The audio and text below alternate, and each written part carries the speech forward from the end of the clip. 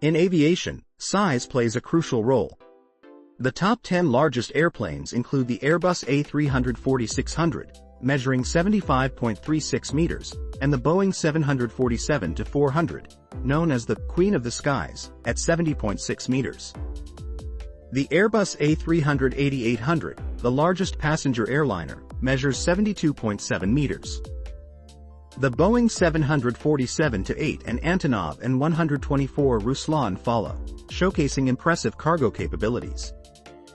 The Antonov An-225 Mariah, the largest aircraft ever built, can carry 250 tons.